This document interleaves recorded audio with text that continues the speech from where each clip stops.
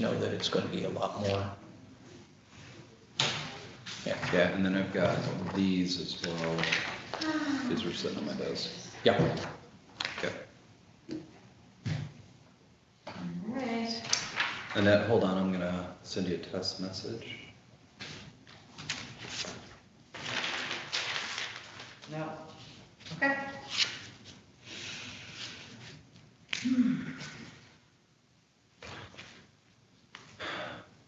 And I still need John. I don't have John yet.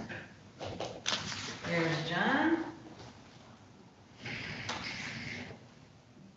Did you get the nice red line?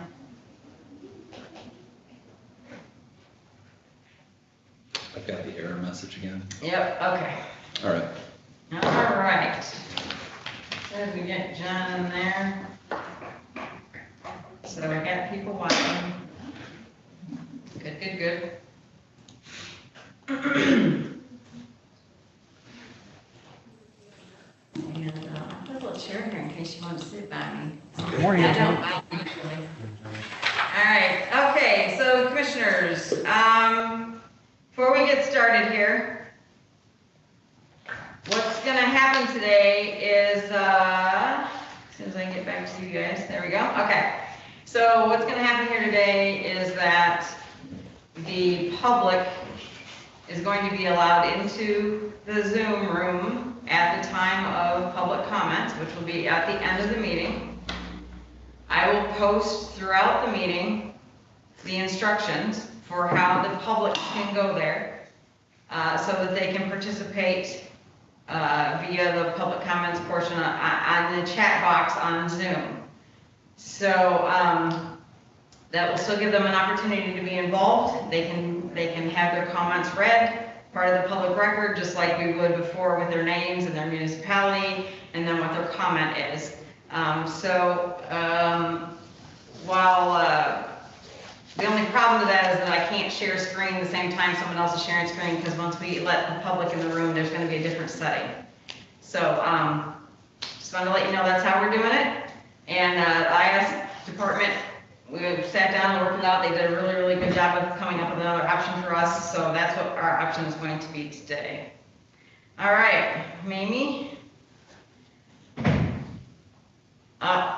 You're not unmuted, Mamie.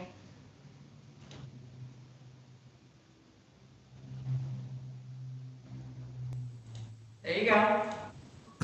Thank you. Good morning, all. Morning. Morning. Are we now in session? You are now in session, yes.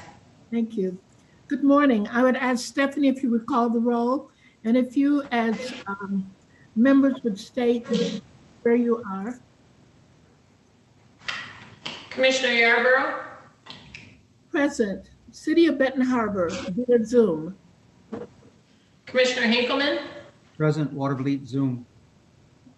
Commissioner Scott? Present via Zoom, New Buffalo Township. Commissioner Freeling? Present via Zoom, Baroda Township. Thank you all. Good morning. Annette, would you go work our agenda for us? Absolutely. So the very first topic we have here today is talking about the bid process. And so you've got Brian in the room and you have Doug James in the room. And I'm gonna turn that over to them. Thank you very much. So folks, I'll get the conversation started, and then I've got Doug who's going to chime in with some ideas. I'm going to share this screen with you all, and we've got several documents to work through today, but we'll start with our purchasing policy. And so the purchasing policy is a fairly lengthy document, and it's got a variety of steps laid out. Now, you'll notice that this was developed back in July of 2009, and I think the document has served the county really well. However, since the spring, as we moved into the start of the coronavirus pandemic, the purchasing policy and our practices have not completely aligned. And the way I say that is, as we've been working on bid documents, What staff has been trying to do is communicate a lot via email, and I think that practice can work, but we need to clean up our policy document and just have a conversation with finance about what you all as a group are very comfortable with. So what we've been doing since we started the use of the virtual meetings is our finance department has reached out to the finance committee and just alerted the group to any bid documents that are ready to go out to bid. Now, the thing I would stress is the finance committee has been engaged in being notified, and then as those bid documents come back and we actually have bids to review, the bids are then reviewed at an open meeting. Now, one of the committee members had just flagged this for my attention at the end of last week, just saying this is something that we need to think about now that finance is meeting on a pretty regular weekly basis. Does it make sense to change that practice?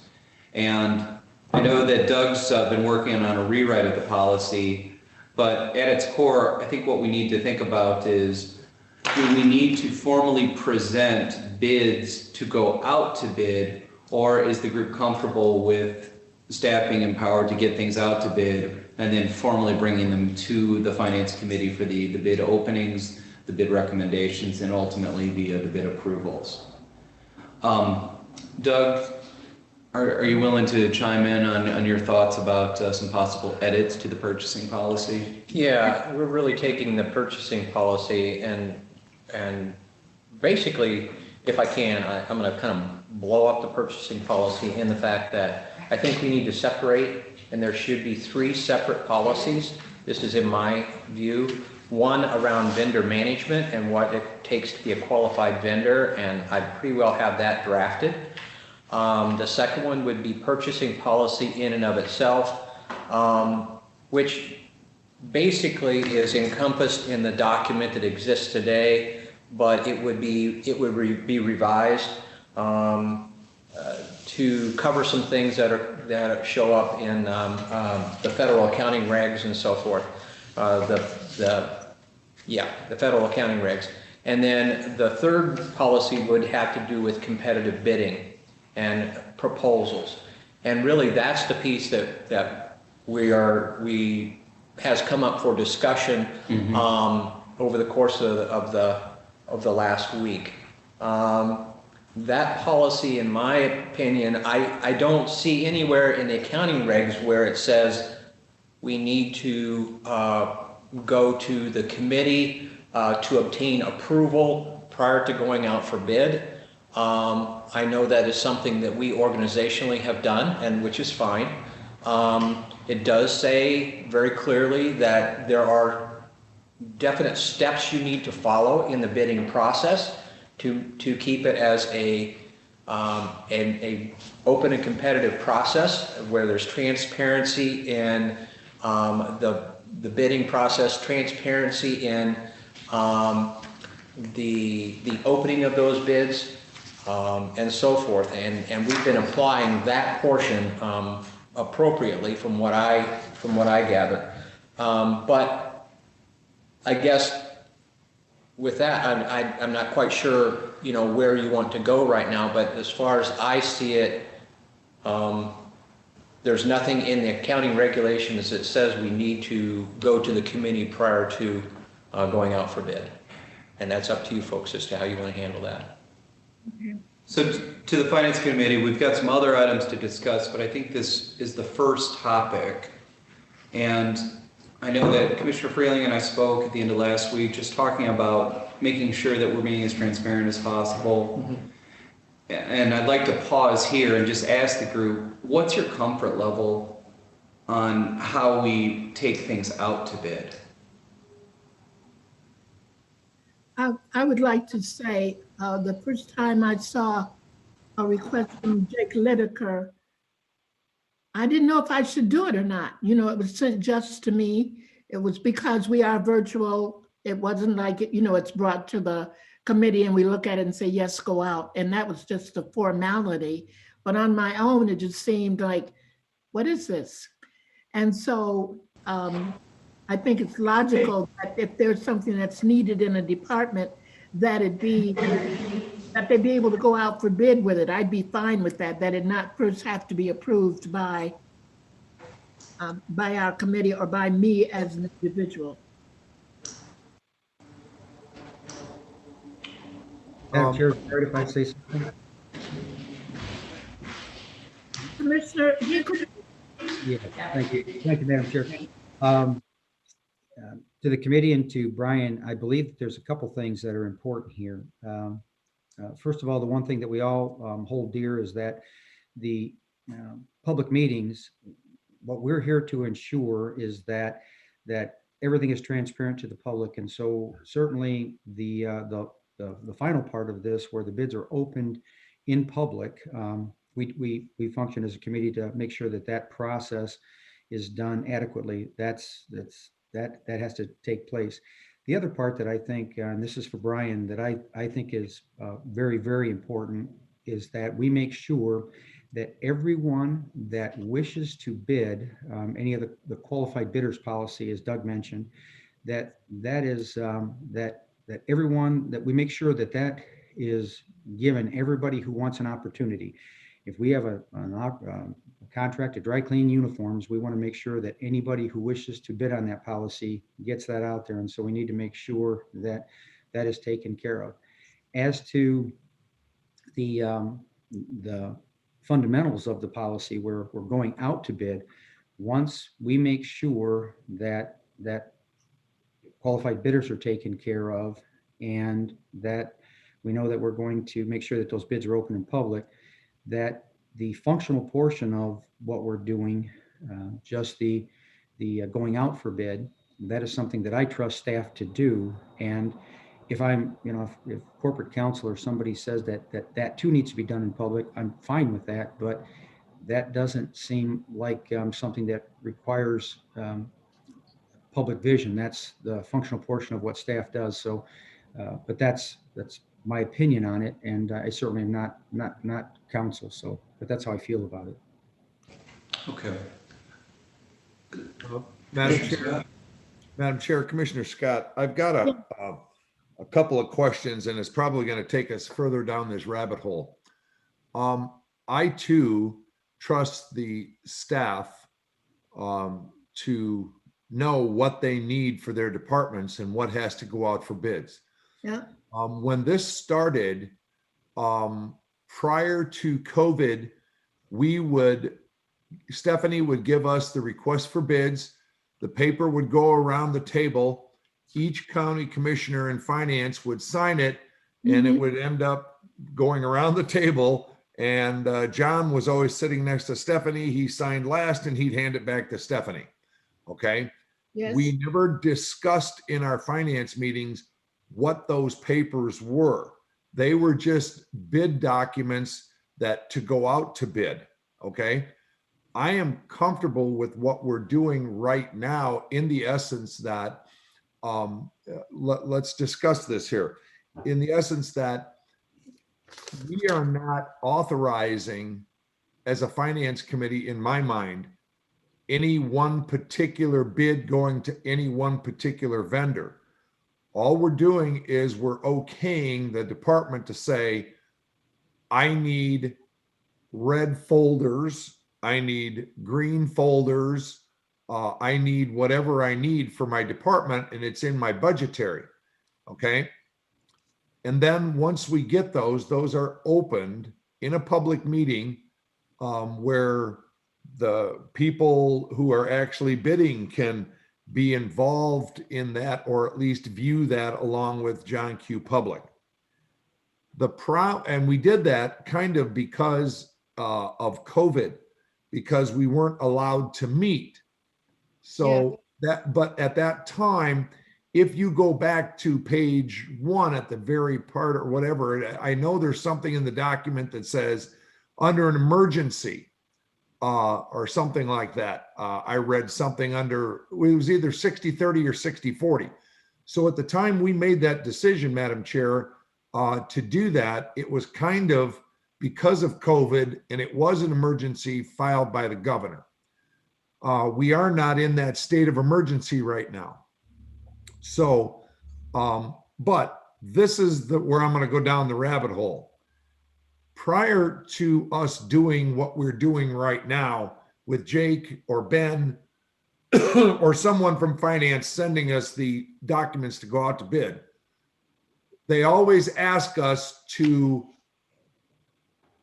reply only to them so that we're not doing a round robin, and that would be a violation of the OMA. So that is being done properly in that context. Okay. Here's the rabbit hole that I have. Why were we signing those documents prior to COVID to go out to bid? We're not signing these documents. As a matter of fact, in all of the committees, on all of the board meetings, we are not signing the documents. Do we have a policy that allows and okays for us to have staff initial or to sign these documents for us? I thought of that before, but now that we bring this up, maybe that is something we need to look at as a full board. Giving that as a classic example, I just got an email on the requisition list where Terry is going to abstain from a particular requisition. You see what I'm saying? Yes. What documents should we be signing during this COVID process? Because we can't actually each go in there and sign 6 months or 8 months or a year's worth of documents. And I don't think we have a policy on that. And I think that might be something we need to look at. Thank you. Brian, may I ask, is our chairman signing things? I remember and you, Ezra, think about this, as vice chairman or Matt Elliott as chairman, do they sign a lot of things that covers the whole board? It's always been, those sticky notes sign here. Right. Being taken in that way? Well, I can tell you, Mamie, from a vice chair standpoint, there have been several meetings where Mac has not been there, and I ran the meeting. So when I would occasionally come in and pick up my mail and clear out the mailbox in there, Yeah. Annette would say, "You've got some papers to sign downstairs."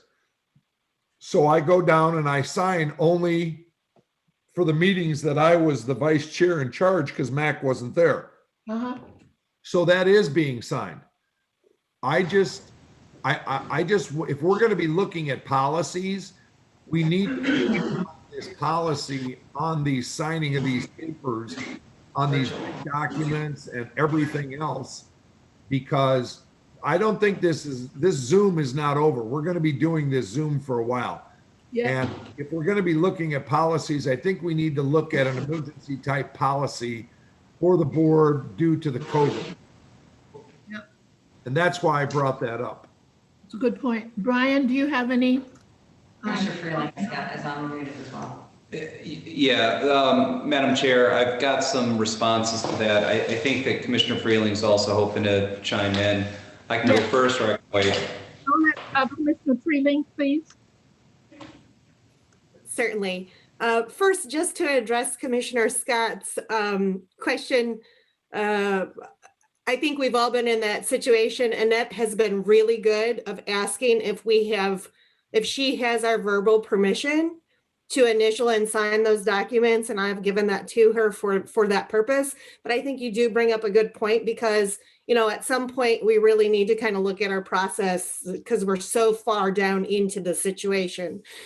My question last week with regards to the purchasing policy, one was one of transparency, always making certain that we are doing everything to gain confidence for the process that we do and are entrusted in doing for the public. I had two questions. One was which policy, because some of the bids were for road. Is it the county policy? Have we married the road department policy for purchasing together with this? And then, of course, I certainly would never want to encumber our staff with more tasks to do. So maybe it's as simple as we have something internal, but then this committee gets a simple list like our requisition list that says, here's what we've gone out for bids. So we'll be prepared when those actually come back for the bid opening process. Those are my thoughts. Thank you, Madam Chair. Thank you. Madam Chair, can I follow up on some of these comments? Yes. Okay, so as it relates to Commissioner Scott's question about virtual signing authority, that's something that we have been working through as staff, trying to ensure that documents are being signed by the chair. The chair is regularly physically coming into the building to sign on behalf of the board. However, to Commissioner Scott's comment, I don't have an idea of when Zoom is going to stop and physically bring you all back. So working with Judge Dwayne to put together a policy on how we manage the signature process when you all physically aren't coming in, that's something that we can definitely work on. Annette's been making this work really well, but we don't have a formal policy that addresses the current pandemic situation and the use of virtual meetings. As it relates to the process of taking things out to bid, Commissioner Freeling just hit it on the head. I think it's as simple as when we take things out to bid, making sure that the Finance Committee is copied on the notice to proceed with taking things out to bid. I think that would address this section under procedure step 3, discuss review RFP with parent committee. At the very least, if we were to edit this statement and just note that we notify the parent committee when we take things out to bid, we're still bringing it back and opening the bids in front of parent committee. And then there is absolutely that commitment to transparency so that anyone bidding knows that that will be done in public and anyone can see what the results of the bids are. As a group, is that something that you all would be comfortable if we draft an edit to this section and bring it back and ask the committee to consider approval? I would be fine with that. Remember? Madam Chair, Yes. I would be quite comfortable with that, with the one caveat. I think about our jail project and some of the construction projects. I know that we've been having conversations about the road department. I think that would have to be somehow carved out for consideration, just to make certain that that's the right direction. Maybe it's a little more in depth for the RFP for those types of situations. Just to jump in on that thought, if we were to include language that essentially ties it back to some type of capital improvement project, we could insert a financial threshold, or if we kept it a little bit more broad, are we building something? And if so, having those bids reviewed and approved prior to releasing the RFP, would that satisfy the Finance Committee? Yes, that you would watch it, that it would be being watched closer. Yeah. That I don't mean closer, that before things are released, everybody's satisfied. I know that's your goal, but we have doors that are rusting, things that, are beyond our control or expectation. Because I know Madam Chair, the federal guidance is way too high. Madam Chair, this is Commissioner Scott. Yes, I like the idea of almost presenting a requisition type list of the things that are going out for bid so that the Finance Committee does know. The only caveat that I think I would like to see on that is before anything gets sent to us, that it is signed off on by our county administrator. yeah, I think that that's important. That way our county administrator is giving his blessing basically to the Finance Committee And if he had something that came up that was different than out of the norm in the budgetary process, he could also at that time advise us, i.e. the jail project or whatever. But as long as it's coming from the county administrator and he signed off on it, it's great. And the last thing I do have to say is I too had given my verbal to Annette, and the signatures are quite well, thank you. To the committee. Yes, So the notes that I'm making are we're going to notify the committee of all items that are going out to bid, but on capital improvement projects, I'll have to work with Doug to try and clarify what would fall under quote unquote CIP. And I think it's going to be street reconstructions. I think it's going to be if we are constructing a new building, remodeling an existing building, that big ticket items we should notify and seek approval to go out to bid. But Doug is asking for, is there a certain dollar value that the group would like to see? I mean, is it 100,000, 250,000, $500,000? Way too much. You think it is Is it 20,000 or is it 30,000? Yeah. And that's where I'm at. Okay. yes. If we Madam suggested Chair? sorry, go ahead. Yes, Commissioner Freeland. It's okay. I was just going to say that I would actually default to our staff, Doug, and the financial service of what makes the most sense. Because the other thing is that I certainly don't want us to draft something that is so constraining that we're constantly having to amend this, constantly having to look at that threshold as GASB rules change and those standards change. I want us to be able to be flexible enough to be able to meet the needs of the staff. Just as a follow-up to that, I mean, the reality is that when this policy was written back in, I think, 2009, you could still buy like a police cruiser for less than $20,000. Our reality is now we take one patrol vehicle out to bid and you're knocking on 50,000 or more.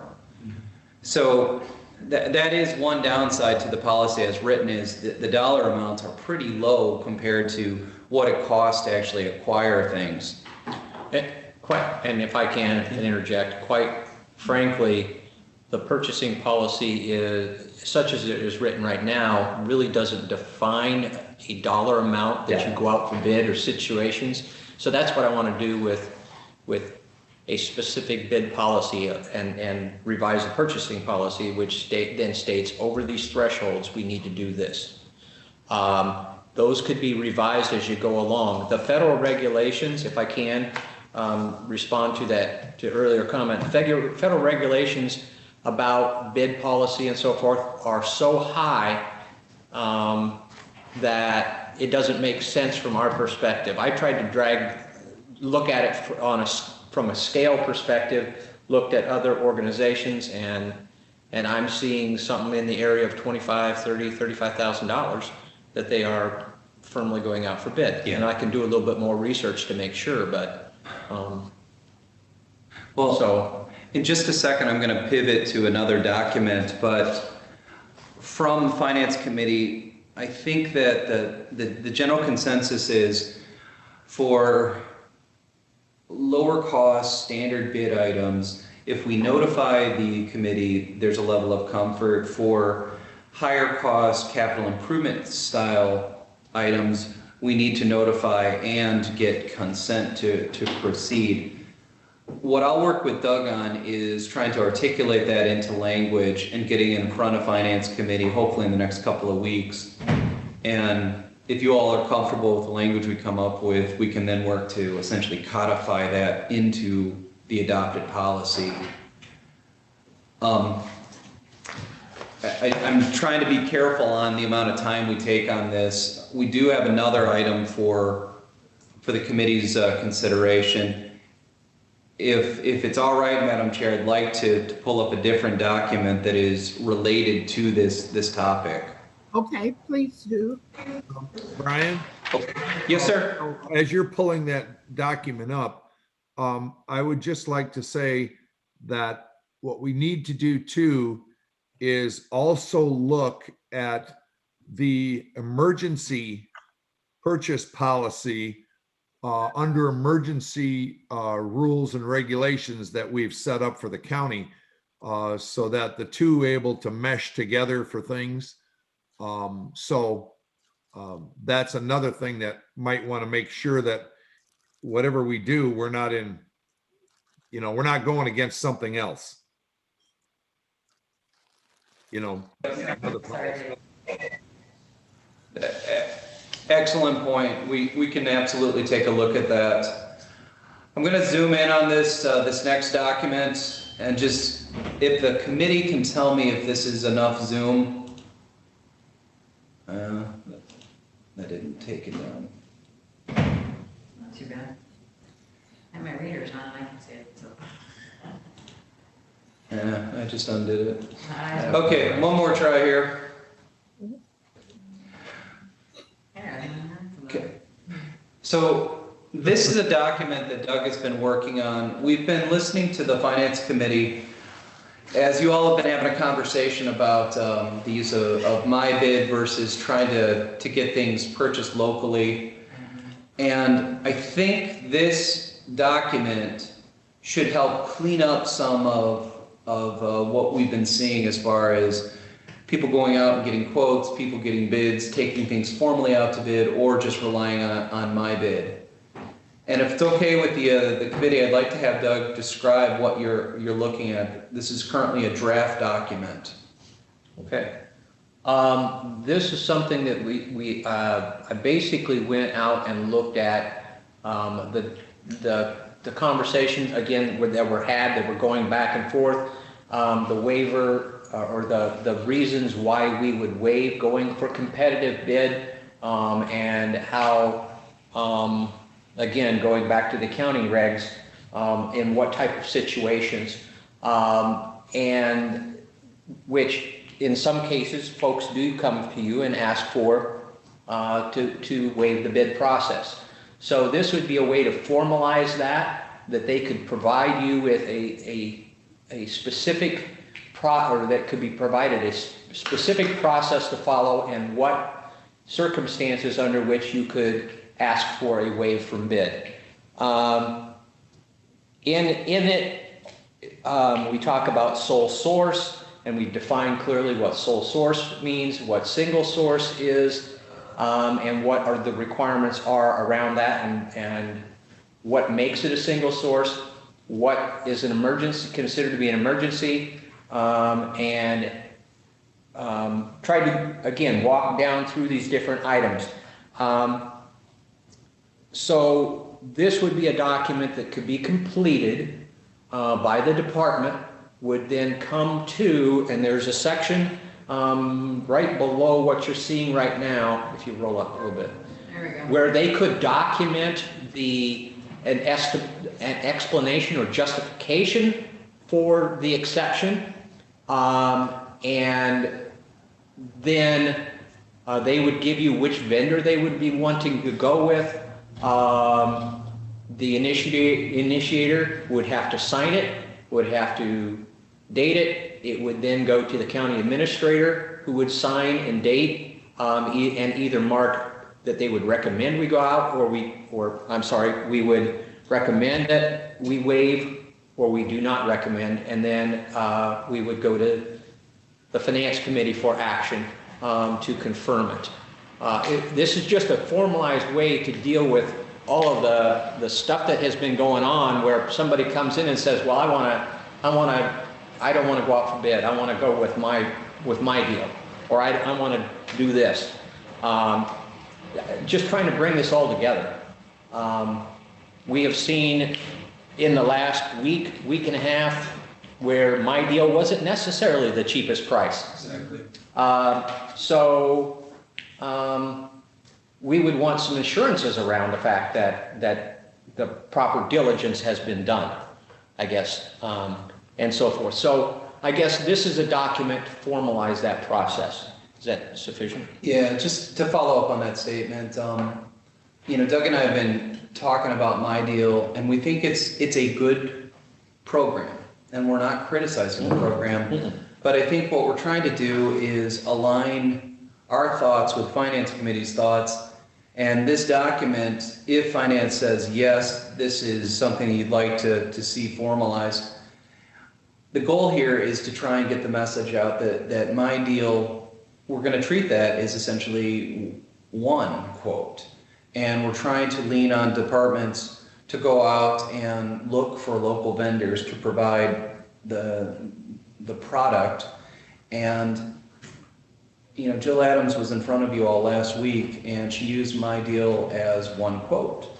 And she was able to find a local vendor who would beat that price and then provide assurances on some additional service. That, in my mind, that really was a win, because you're taking local money and buying locally. And you're using that My Deal price to ensure that you are getting an absolutely competitive price. So to the Finance Committee, if this document is something that you're interested in taking a harder look at, what I would do is send it out to Finance Committee, and then at a future meeting, ask Finance Committee if this is something that you'd like to see formally adopted. I thank you, Brian, and you, Doug James. We've always talked about and been in a dilemma about the purchasing, about a policy, about something saying what we needed. And what we used to ask for, we'd always look for the attorney's signature. When we had a bid request, then we knew that it had gone through and this was proper. So to ask for Administrator Dissett's signature on the things would be satisfactory to me, knowing that you said, yes, do this. And I know that from the Finance Department, no one is just sending us requests for bids and no one else has seen them. So it's not that. It's just to have some formality in it. And I'd like very much to be able to look at that. And I think last week was a good example of why we need to be able to do this, because of the Parks Department, the things they brought to us, they had done their work. And so I'd like very much to be able to look at it and come back not a long time, come back and, work it or approve it. Thank you. Other comments, Commissioners? Madam Chair, Commissioner Scott, I've got a couple of comments. I kind of like the form. I'd like the form emailed to me so I can study it more and read it for critique and understand it better. But I'm a little, we have to come up with something, I think, better for the road department policy. We approved back when Bill Wolf was there to go and allow the road department director, Jason Latham, to use My Deal. And then that would not have to come before the Finance Committee.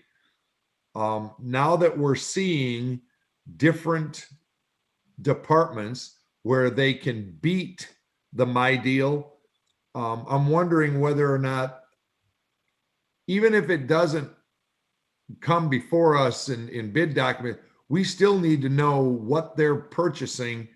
I happen to know that this is my third year on finance. The first year on finance, we bought a new Gradall for the road department because the other one was basically shot. Then last year we bought another Gradall, but yet I haven't seen any or heard of any ditches being dug with those two Gradalls. So I guess I have a little bit of an issue to wonder where this money is going and what it's being spent for. So that's my only, so the road department issue is a completely different issue and wouldn't fall under this particular document. Why wouldn't it? Commissioner, I would disagree with you in the fact that I think that this particular document would apply to them as well. If you go to the top document, though, it says $25,000 to $50,000. That's your threshold. That anything anything above 25 or $50,000, you have to complete this document if you're not going to go out for bid. Yep. Okay. All right. And then I don't really have a problem with that if that's what we can use, as long as we can use that for the road department also. I just want a little bit better tracking on the money that is going into the road department. You know, that's all I can come up with. If we're, you know, we shouldn't have one has to do it, but the other doesn't. Okay. Yeah, that's, Commissioner Scott, you just hit it on the head. The idea here is, let's get all departments following the same procedure so that Doug and his team aren't trying to guess what's permitted. Finance committee is not trying to guess, is this something that is permitted? It's as simple as saying, if you're not going to go through the competitive bidding process, fill out this form, explain why, and then it'll come to me, and ultimately we'll have formal documentation. If there is some circumstance that we just don't have the time to go through competitive bidding, or we're looking at just the use of quotes, well, then just take the time to fill this out and explain, so that in 6 months, when the project is done and over with, that we still have some type of record as to why we did it this way. And this document would be then attached to the purchase requisition in the process as you go through. So it's always a, you know, it's permanently linked, so to speak. I mean, put simply, folks, what I'm trying to get to is just the who, the what, the when, the where, the why. Yep. And we have so much going on as a county, for me, for Doug, for Ben, for Jake, to be able to just by memory know every single purchase. It's just not realistic. Right. Leaning on the departments to articulate what they're doing, why they're doing it, that will help long-term to ensure that there is transparency. Commissioner Freeling. Thank you, Madam Chair. Doug, when I served on finance years ago, the purchasing policy for the county was something that you were diving into, you and your staff, and it's awesome to see some movement on this. I think that the document that you've presented to us today in the draft form really gets to the heart of something that you always would come back to say, we need to have written memorialization of the actions that we take. We need to get away from this idea of having oral record and have written record. And, you know, I really applaud the effort, and I would be supportive of this, and I'm very much in support of moving this forward. And I just want to say there are things that have happened this year that make us know why we need this, because we had that trap rack or something, no one could bid on it.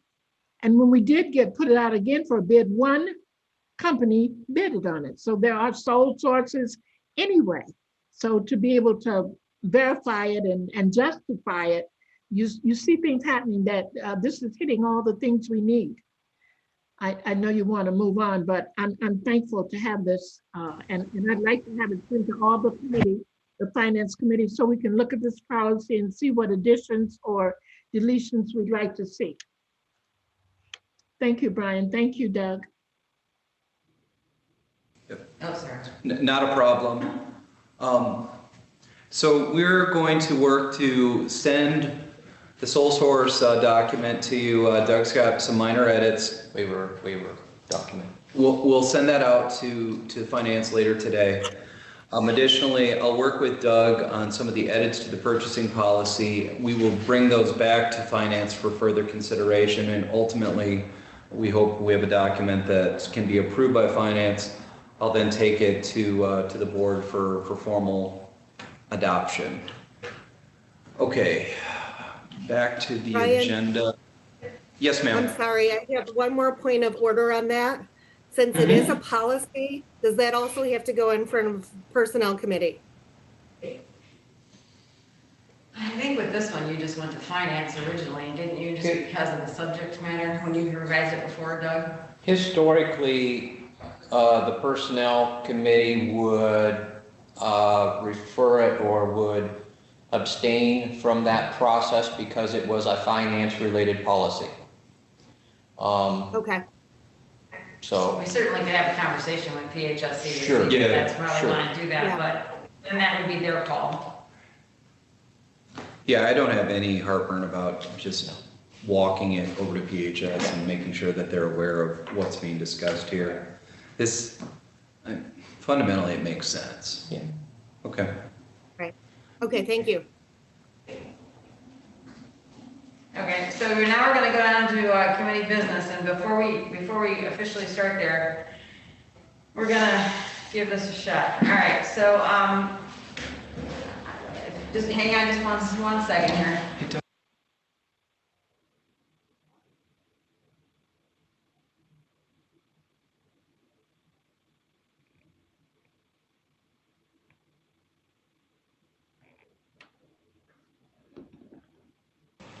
Okay, commissioners, if you would please unmute yourselves for now, but just try to have no background noise in the back. We'll need to do that so that I can change the settings for what we're trying to do here. So I'm going to, hang on just one second. Okay, there's my document. This one. Yep, okay, all right, so then I'm gonna go out of here. All right. I'm going to share my screen. So this, to the members of the public who are watching this meeting on YouTube, if you would like to participate in the public comments portion of this meeting, the chat option on YouTube is not working. And so the way that we're going to do this is to allow the public to join our meeting with restrictions and have the ability to speak to the Finance Committee that way. So I'm going to put up on the screen, before we get into the rest of the committee business, the instructions for how the public can join this meeting if they have public comments. There really isn't a need to join it if they don't. I mean, they can, I suppose, but the meeting is still streamed on YouTube. That's how you would view the meeting. This is just for the purposes of public comments. Okay, so hold on with me 1 second, please.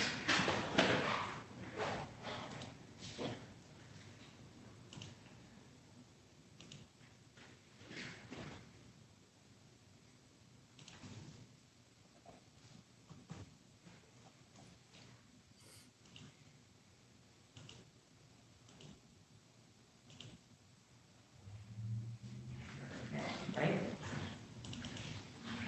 Okay, but I need to do this, so hopefully I can do this right here. Okay, for the members of the public, to participate in the public portion of the meeting, viewers will need to go to the website zoom.us or to the Zoom app, perhaps they have that on their phone already or even on their laptops. To join the meeting, they will need this meeting ID number and they will need that passcode.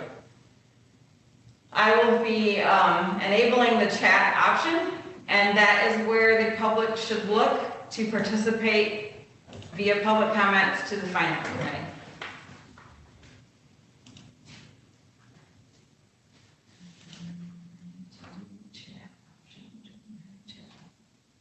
All right, so while that's up there, I'm going to leave that up there for the public. While that's up there, commissioners, you have two resolutions that are standard ones that come to you on a regular basis. The first one is the approval of the weekly bills ending in 017. The next one is road payables ending in 110. I'm just looking for consensus to move that forward to the full board. May I have a consensus? May I ask, I don't see it on my computer, but is there a Kalen on there? In that? I will look, Commissioner, and make sure that there is not. I have the agenda here, but I don't have the resolutions. That's the most. Okay, so, Commissioner, there is one on the road payables ending in 110. I'll abstain. All right, I'm gonna write this down here really quick.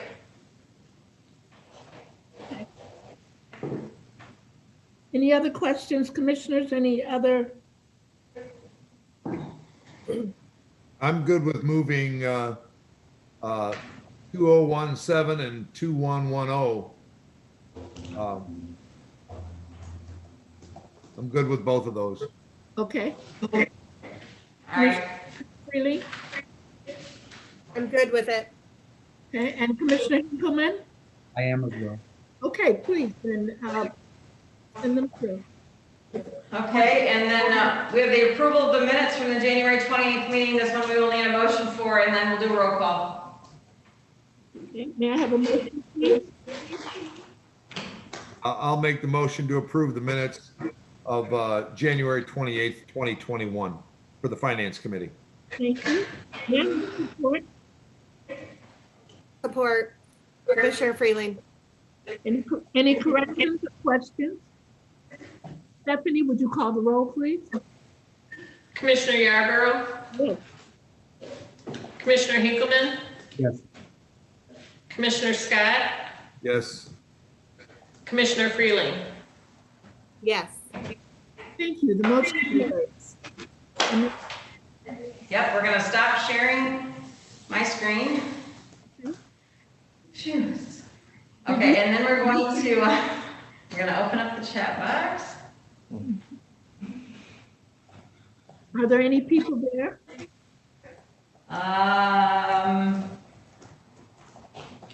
Only, yes, there are. I'm going to let them in the room.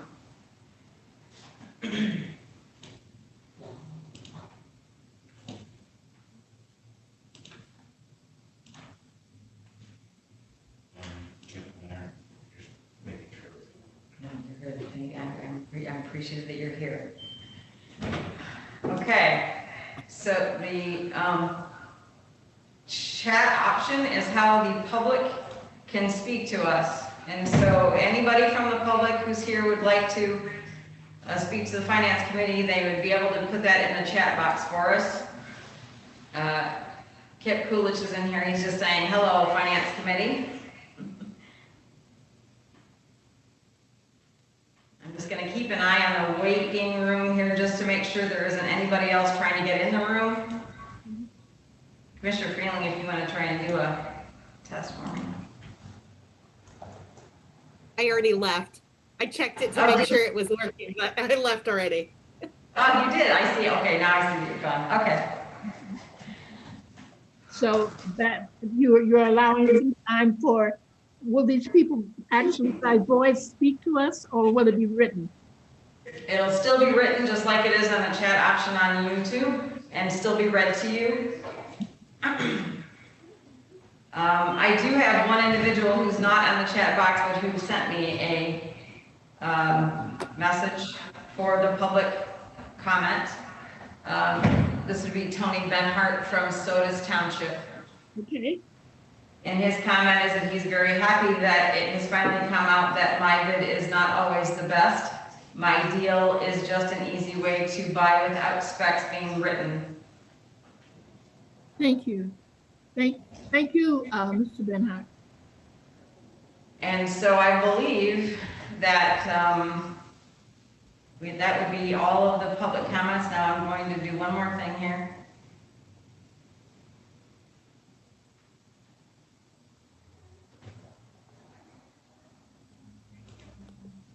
Okay, Okay, we're good. thank you. Are there any other things that you as commissioners would like to bring up? Administrator Dissett, anything?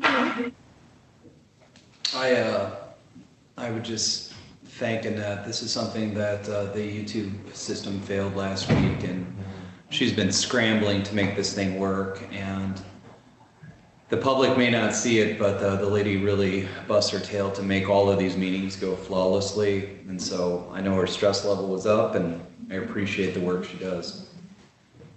Thanks, I appreciate that, Brian. IS has been also doing a heck of a job to try to make this work for everybody, so. Yeah, well, Compliments to IS for taking a bad situation and fixing it in pretty short order. Thank you. Thank you all for all that you do. I don't understand how any of this works, but I'm thankful we have it. I'm always scared. Thank you. So I think, Madam Chair, Yes. I think that Don is sitting just to the side of Annette. So Don, will you please take all of those accolades back to the IS department for us, thanking them for all their work. Thank you. Then this meeting Thanks, is Matt. adjourned and we will see you at 10:30.